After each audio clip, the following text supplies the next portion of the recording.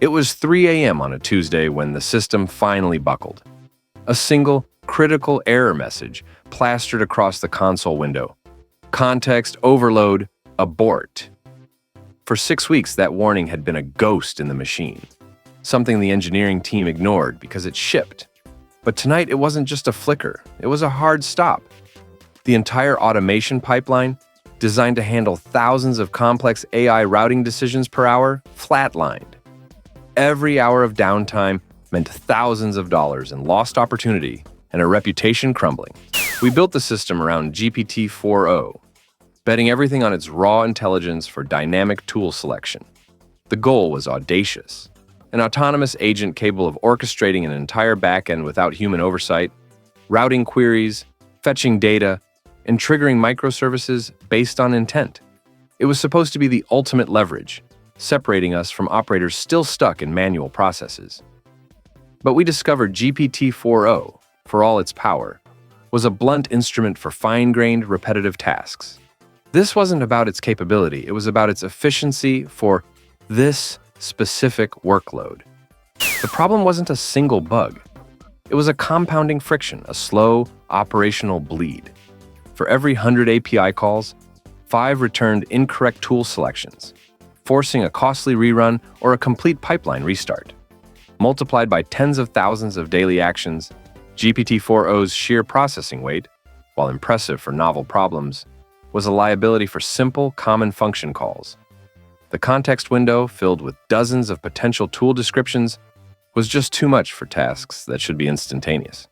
We were paying premium for a supercomputer to decide whether to call a weather API or a stock ticker. The real bottleneck wasn't the AI's intelligence. It was our architectural hubris. We asked a generalist to be a specialist. The revelation hit hard. The automation wasn't about finding a bigger hammer. It was about choosing the right precision tool for each job. That 3 a.m. system crash wasn't a failure of our agent. It was a failure of our engineering strategy. The solution wasn't more context, but less. It was about distilling the specific tool calling logic into something hyper-efficient, something purpose-built.